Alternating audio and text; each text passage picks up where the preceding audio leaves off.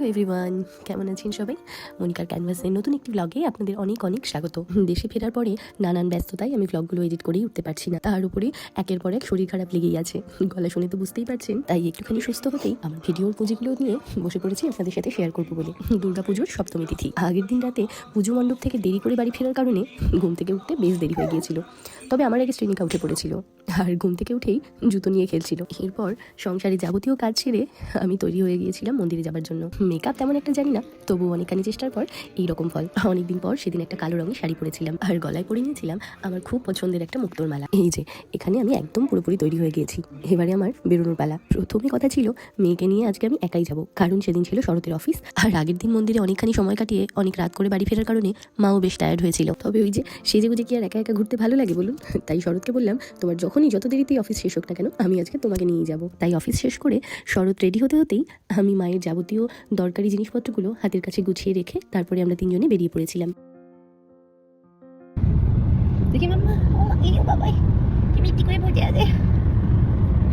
বাড়ির সামনে থেকে ক্যাব ধরে আমরা চটপট পৌঁছে গেছিলাম লিডসে। আর লিডসে পৌঁছেই আমরা প্রথমে একটা শপিং মলে ঢুকেছিলাম কিছু টুকটাক শপিং করার জন্য।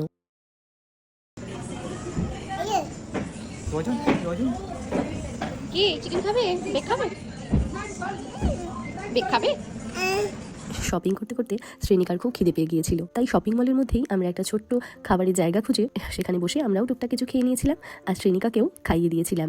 এরপর লম্বা একখানা লাইনে দাঁড়িয়ে বিলিং কমপ্লিট করে আমরা পৌঁছে গিয়েছিলাম লিডসের হিন্দু মন্দিরে। হ্যাঁ, ব্র্যাডফোর্ডের মতন লিডসেও হিন্দু বাঙালি কমিউনিটির কিছু লোকজন মিলে এই খুব সুন্দর পুজোটা অর্গানাইজ করে, আর আমাদের মতো বাঙালিরা তা মন ভরে উপভোগ করে। আমরা মন্দিরে পৌঁছানোর পরই শুরু হয়ে গিয়েছিল সপ্তমী পুজো। এরপরে চেয়ারে বসে থাকা প্রত্যেকটি লোকের হাতে ফুল পৌঁছে দেওয়া হয়েছিল, যাতে যারা যারা অঞ্জলি দিতে চায় তারা যেন খুব সুন্দরভাবে মায়ের কাছে অঞ্জলি দিতে পারে।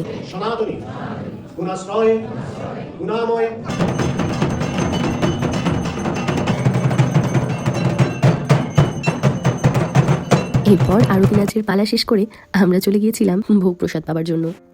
আমাদের সেদিনের ভোগের থালাতে ছিল পোলাও, বেগুনি, ফুলকপি আলুর তরকারি, ছোলার ডাল, মিষ্টি, পায়েস, চাটনি।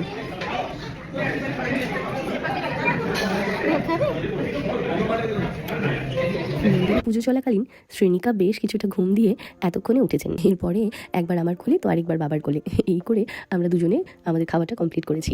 মাঝখানে ওকেও একটুখানি প্রসাদ খাইয়ে দিয়েছিলাম। প্রসাদ খেয়ে তারপর আমরা চলে গিয়েছিলাম এই মন্দিরেরই আরেকটা অংশে, যেখানে নন বেঙ্গলিরা নবরাত্রি ব্রত রেখে দুর্গা মায়ের পুজো করছিল। আর এখানে সাথে চলছিল গরবা নাচ। এখানে ঢুকে দেখি ছোট বড় সবাই মিলে গরবা নাচে মেতে উঠেছে। তবে এখানে ঢোকার জন্য আমাদের 2 পাউন্ড করে টিকিটও কাটতে হয়েছিল। দুজনে মিলিয়ে ভারতীয় টাকায় যা ছিল প্রায় 400 টাকা। এখানে কিছুটা সময় কাটিয়ে